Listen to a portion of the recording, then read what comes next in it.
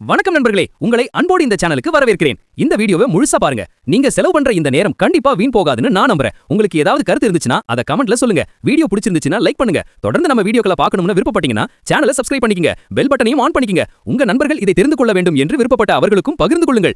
இந்த வீடியோல நம்ம செய்யக்கூடிய வேலைகள்னால நம்ம உள்ளுறுப்புகள் செய்யக்கூடிய வேலைகளுக்கு நம்ம எப்படி தடையா இருக்கிறோம், அதனால நமக்கு என்ன மாதிரியான பிரச்சனைகள்லாம் வருது, நோய்கள் வருது, அதை குணப்படுத்துறதுக்கு நம்ம என்ன பண்ணணும் அப்படிங்கிறத நம்ம சயின்ஸு, நம்மளோட உடல் இயக்கம், அதுக்கப்புறம் நம்மளோட இயற்கை, இந்த மூணையும் சேர்த்து வச்ச மாதிரி நம்ம பார்த்தோம் அப்படின்னா ரொம்ப ஈஸியாக புரிஞ்சுக்க முடியும். நான் உங்களுக்கு உதாரணத்தோடு சொல்கிறேன், கொஞ்சம் தெளிவாக புரிஞ்சுக்கிறதுக்கு முயற்சி செய்யுங்க. இந்த உலகம் முழுக்கவுமே பார்த்திங்கன்னா ஒரு 5 விஷயத்தால் மட்டும்தான் நிறைஞ்சிருக்குது. என்ன அப்படின்னா இந்த பஞ்சபூதம்னு சொல்லக்கூடிய நிலம், நீர், காற்று, ஆகாயம், நெருப்பு, இதுதான் இந்த உலகம் முழுக்க இருக்குது. இதே தான் பார்த்திங்கன்னா நம்மளுடைய உடம்புக்குள்ளே இருக்குது. மனித உடல்லையும் அதே தான் நிறைஞ்சிருக்கு. அப்போது அண்டத்தில் உள்ளதே பிண்டத்தில் உள்ளது அப்படின்னு சொல்லுவாங்க. இந்த உலகம் முழுக்க என்ன இருக்கோ அதே தான் இந்த மனித உடல்லே இருக்குது. இதை எப்படி ஈஸியாக புரிஞ்சுக்க முடியும் அப்படின்னா உதாரணத்தோடு சொல்கிறேன். ஒரு மரத்தை நம்ம எடுத்துக்கலாம் உதாரணத்துக்கு. அந்த மரம் பார்த்திங்கன்னா அது வளர்கிறதுக்கு இந்த 5 பஞ்சபூதமும் இருந்தால் மட்டும்தான் அது வளரும். இதில் ஏதாவது ஒன்று இல்லைன்னா கூட அந்த மரம் அழுகி போயிடும், இல்லாட்டி காஞ்சு போயிடும். அதே மாதிரி தான் மனித உடலும். இந்த 5மே இல்லை அப்படிங்கும்போது இந்த மனித உடலுக்குள்ளே ஏதாவது ஒரு நோய் வருது. அதாவது ஏதோ ஒரு உறுப்பு, ஏதோ ஒரு செல் செத்து அது அழுகி போகிறது தான் நோய் அப்படின்னு சொல்கிறோம். ஸோ அந்த நோயாக மாறுது. அப்போது இந்த நோய் வர்றதுக்கு காரணம் என்ன? இந்த 5 பஞ்சபூதங்களும் நம்ம உடலில் இல்லாதது. அப்போ அந்த 5 பஞ்சபூதங்களையும் நம்ம சரிப்படுத்திட்டோம், சரியான அளவில் கொடுத்துட்டோம் அப்படின்னா நமக்கு நோய் வரதை நம்ம தடுத்துட முடியும். இந்த நோய் வரதை தடுக்கிறதுக்கு எப்படி இந்த இயற்கை உணவு ரொம்ப உதவியாக இருக்குது அப்படின்னா, இந்த செடி கொடி மரங்களில் வளரக்கூடிய காய்கறிகள் பழங்களில் தான் இந்த பஞ்சபூத சக்தியும் மொத்தமாக நிறைஞ்சிருக்கக்கூடிய ஒரு இடமா இருக்குது. அந்த உணவுகளை நம்ம சாப்பிடும்போது நம்ம உடலுக்கு இந்த பஞ்சபூத சக்தியில் ஏதாவது ஒன்று குறைபாடாக இருந்துச்சு அப்படின்னா அதை நம்மளால் ஃபுல்ஃபில் பண்ண முடியும். உதாரணத்துக்கு பார்த்திங்கன்னா மண்ணில் இருக்கக்கூடிய சக்திகள் எல்லாத்தையும் அந்த மரம் உறிஞ்சி என்ன பண்ணுதுன்னா, காற்று, வெப்பம், சூரிய ஒளி, மழை எல்லாத்தையுமே அது ஃபேஸ் பண்ணுது. எல்லாத்தோட எனர்ஜியுமே அது ரிசீவ் பண்ணுது. சூரியன்லேருந்து அது வெப்பத்தையும் ஒளியையும் அது ரிசீவ் பண்ணுது. காற்றை அது ரிசீவ் பண்ணுது. நீரை அது ரிசீவ் பண்ணுது. இது எல்லாத்தையுமே ரிசீவ் பண்ணி அந்த மொத்த எனர்ஜி அந்த மரம் என்ன பண்ணுதுன்னா அந்த செடி கொடிகளில் வளரக்கூடிய அந்த காய்கறி கனிகளில் கொண்டு போய் சேர்த்து வைக்குது. அந்த காய்கறி கனிகளை தான் நம்ம எடுத்து சாப்பிட்றோம். அப்போது இது எல்லாத்தையும் எனர்ஜியும் சேர்த்து வச்சுருந்த அந்த பழம் காய்கறிகள் மூலமாக அதை சாப்பிடும்போது நமக்கு அந்த எனர்ஜி ஃபுல்லாகவே நமக்கு கிடைக்குது.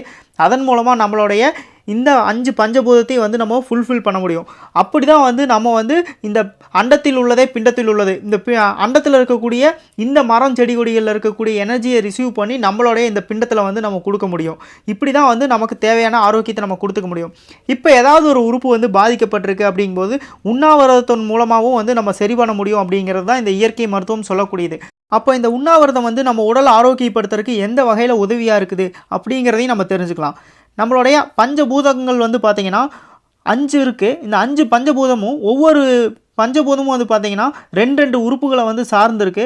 அப்போ ஒவ்வொரு பஞ்சபூதத்தையும் 2 உறுப்பு சார்ந்திருக்குங்கும்போது இந்த நெருப்பு அப்படிங்கிறது மட்டும் பார்த்திங்கன்னா 4 உறுப்புகளை சார்ந்திருக்கு. அப்போது நம்ம உடம்புல பார்த்திங்கன்னா ஒவ்வொரு உறுப்பும் ஒவ்வொரு பஞ்சபூதத்தை சார்ந்திருக்கு. அந்த உறுப்பு தன்னை தானே ஆரோக்கியப்படுத்திக்கிறதுக்கு எவ்வளோ நேரம் எடுத்துக்குது அப்படின்னு பார்த்திங்கன்னா 2 மணி நேரம் எடுத்துக்குது. அப்போ மொத்தமாக நம்ம உடம்புல 12 உறுப்புகள் இருக்குது. 12 உறுப்புகள் என்ன பண்ணுதுன்னா 24 மணி நேரத்தில் 2 மணி நேரம் ஒவ்வொரு உறுப்பாக பிரிச்சுக்குது. அப்போது ஒவ்வொரு 2 மணி நேரத்துக்கும் ஒவ்வொரு உறுப்பு தன்னைத்தானே ஆரோக்கியப்படுத்திக்கிறதுக்கு நம்ம உடம்புல இருக்கிற மொத்த எனர்ஜி பயன்படுத்திக்குது. அதனுடைய டேபிள் உங்களுக்கு டிஸ்பிளேயில் இருக்கும். நீங்கள் டைம் சார்ட் அது பார்த்தீங்கன்னா உங்களுக்கு புரியும். ஸோ அப்போது அந்த டைமில் அந்த உறுப்பு தன்னைத்தானே குணப்படுத்திக்கிறது மட்டும் இல்லாமல் அந்த நேரத்தில் அது ரொம்ப வீரியமாக வேலை செய்யும்போது அதனுடைய பணிகளை அது ரொம்ப சிறப்பாக செஞ்சு முடிக்கும். அதனால் நம்ம உடலை நம்ம ரொம்பவே ஆரோக்கியப்படுத்திக்க முடியும். இப்போ உண்ணாவிரதம் எப்படி நம்மளை ஆரோக்கியப்படுத்துது அப்படின்னு பார்க்கலாம். இந்த டேபிளை நீங்கள் இப்போ பார்த்துருப்பீங்க. ஒவ்வொரு உறுப்புக்கான டைமை நீங்கள் பார்த்துருப்பீங்க. நம்ம சாப்பிடாமல் இருக்கும்போது நம்ம உடல் உணவை ஜீரணிக்கக்கூடிய வேலைகள், உணவுலேருந்து எடுக்கக்கூடிய சத்துக்களை நம்ம உடம்புக்குள்ளே சேமிக்கிற வேலை, இது எல்லாத்தையுமே நம்ம நிறுத்திடும் போது அதுக்கான செலவாகக்கூடிய எனர்ஜி அப்படிங்கிறது மிச்சமாகுது. அது மட்டும் இல்லாமல் நம்ம எந்த ஒரு ஃபிசிக்கல் ஆக்டிவிட்டியும் எந்த ஒரு வேலையும் செய்யாமல் நம்ம கையை காலை நீட்டி கண்ணை மூடி அமைதியாக படுத்திருந்தோம் அப்படின்னா நம்மளோட ஃபிசிக்கல் ஆக்டிவிட்டிக்கு செலவாகக்கூடிய எனர்ஜியும் மிச்சமாகுது. அப்படி மிச்சமாகும் போது எல்லா எனர்ஜியும் சேர்த்து அந்த உறுப்பை ஆரோக்கியப்படுத்துறதுக்கு ரொம்பவே உதவியாக இருக்கும். நம்ம எந்த நேரத்தில் நம்ம படுத்திருக்கிறோமோ அந்த நேரம் எந்த உறுப்பை சார்ந்ததோ அந்த உறுப்பு தன்னை தானே புதுப்பிச்சு அது ஆரோக்கியப்படுத்திக்கிறது இல்லாமல் இந்த உடம்பை ஆரோக்கியப்படுத்திக்கிறதுக்கு அதனால என்ன ஹெல்ப் பண்ண முடியுமோ அந்த உதவி எல்லாத்தையும் பண்ணும். அது நம்ம உடம்புல எப்போவுமே நடந்துகிட்ருக்கும். உதாரணத்துக்கு பார்த்திங்கன்னா நம்ம காலை அதிகாலையில் நம்ம ப்ரீத்திங் எக்ஸசைஸ் மெடிடேஷன் பண்ணணும், மூச்சு பயிற்சி பண்ணணும் அப்படின்னு சொல்கிறாங்கன்னா ஏன் அப்படின்னா 3 மணிலேருந்து 5 மணி வரைக்கும் நமக்கு லங்ஸுக்கான நேரம். அப்போது நம்ம நுரையீரல் வந்து அந்த நேரத்தில் வந்து நல்ல காற்றுகளை வந்து உள்ளே வாங்கி தன்னுடைய நோய்கள், அதாவது அந்த நுரையீரலுக்கு ஏதாவது பிரச்சனை இருந்தாலோ அல்லது நம்ம உடலில் ஆக்சிஜன் லெவல் கம்மியாக இருந்தாலோ அந்த உடலுக்கு எங்கெல்லாம் ஆக்சிஜன் பற்றாக்குறை இருக்குதோ அது எல்லாத்தையும் ஃபுல்ஃபில் பண்ணுறதுக்கு தேவையான ஆக்சிஜன் அப்சர்வ் பண்ணிக்கிறது மட்டும் இல்லாமல் தன்னுடைய பிரச்சனைகளையும் குணப்படுத்திக்கிறதுக்கு அது அந்த நேரத்தில் முயற்சி பண்ணும். அதே மாதிரி 5 மணிலேருந்து 7 மணி வரைக்கும் பெருங்குடலுக்கான நேரம். அந்த பெருங்குடல் என்ன பண்ணும், தான் உடம்புல இருக்கக்கூடிய அந்த கழிவுகள் எல்லாத்தையுமே வந்து குடலில் இருக்கக்கூடிய கழிவுகள் எல்லாத்தையும் அது சுத்தப்படுத்திக்கிறது மட்டும் இல்லாமல் நம்ம உடம்புக்குள்ளே வேறு எங்கேயாவது கழிவுகள் இருந்துச்சுன்னா அந்த கழிவுகளை அப்படியே அந்த குடலுக்குள்ளே கொண்டு வரதுக்கு, அந்த குடலை நோக்கி அது இழுக்கிறதுக்கு, மேக்னெட் மாதிரி காந்த மாதிரி இழுக்கிறதுக்கு அதுக்குள்ளே ஒரு சக்தி வந்து கிடைக்கும். ஸோ அந்த சக்தியில் அது தன்னைத்தானே குணப்படுத்திக்கும். இது வந்து நம்ம சாப்பிடாமல் இருக்கும்போதும் நம்ம உடல் வந்து எந்த ஒரு வேலையும் கொடுக்காத போது தான் நடக்கும். அதே மாதிரி நம்ம உடல் முழுக்க வந்து ஆரோக்கியப்படுத்தி ரொம்ப ஆரோக்கியமாக பார்த்துக்கிறதுக்கு நம்மளுடைய கல்லீரல் அப்படிங்கிறது வந்து பார்த்திங்கன்னா ரொம்ப ரொம்ப முக்கியமானது. அதனால தான் வந்து நைட்டில் வந்து நம்ம நல்லா ஆழமான ஒரு உறக்கத்தில் இருக்கணும் அப்படின்னு சொல்கிறாங்க. ஸோ நல்ல நைட்டில் நம்ம நிம்மதியாக எந்த ஒரு அசைவுமே இல்லாமல் தூங்கும்போது தான் பார்த்திங்கன்னா இந்த கல்லீரல் வந்து வேலை செய்யக்கூடிய நேரம். அந்த நேரம் வந்து பார்த்திங்கன்னா நம்ம உடம்புல இருக்கிற எல்லா தசைகளையும் நரம்புகளையும் வந்து அதுதான் பராமரிக்குது. ஸோ அந்த கல்லீரல் வந்து ரொம்ப ஆரோக்கியமாக இருந்துச்சு அப்படின்னா நம்மளுடைய தசைகள், நம்மளுடைய நரம்புகள், இந்த ரத்த ஓட்டம் எல்லாமே வந்து ரொம்ப சிறப்பாக இருக்கும், சீராக இருக்கும். ஸோ அதனால தான் வந்து நைட் நேரத்தில் இந்த மொபைல் யூஸ் பண்ணுறது. இப்போ சொல்கிறேன், நம்ம ஏன் வந்து நம்மளுடைய ஹியூமன் ஃபங்க்ஷன்ஸ் வந்து நம்மளோட ஆர்கன் ஃபங்க்ஷனை வந்து டிஸ்டர்ப் பண்ணுது அப்படின்னா, நம்ம நைட் நேரத்தில் வந்து தூங்க வேண்டிய நேரத்தில் தூங்காமல், சரியான நேரத்தில் சாப்பிட வேண்டிய நேரத்தில் சாப்பிடாமல், நம்ம ஓய்வு எடுக்க வேண்டிய நேரத்தில் ஓய்வு எடுக்காமல் நம்ம செய்யக்கூடிய ஃபிசிக்கல் ஆக்டிவிட்டீஸ், நம்மளுடைய வேலைகள்னால நம்ம என்ன பண்ணுறோன்னா இது எல்லாத்தையுமே தள்ளி போட்டுக்கிட்டே போகிறோம். நம்மளுடைய தேவைக்காக தள்ளி போட இது என்ன ஆகுதுன்னா நம்ம உடம்புல இருக்கக்கூடிய ஒவ்வொரு உறுப்புகளையாக பாதிக்க வைக்குது. இப்போ நைட்டில் நம்ம தூங்காமல் ரொம்ப நேரத்துக்கு வந்து நம்ம மொபைல் யூஸ் பண்ணும்போது ஆட்டோமேட்டிக்காக என்ன ஆகுது, இந்த கல்லீரலோடைய நேரத்துக்கு நம்ம மொபைலை யூஸ் பண்ணும்போது நம்ம முழிச்சிருக்கும்போது நம்மளோட எனர்ஜி ஃபுல்லாகவே நம்மளுடைய கண்ணுக்கும் நம்மளுடைய மூளைக்கும் நம்மளுடைய கைகால் அசைவுக்கும் செலவாகும்போது இந்த கல்லீரல் வந்து முழுமையாக வந்து அதனுடைய வேலையை செய்ய முடியாமல் போகுது.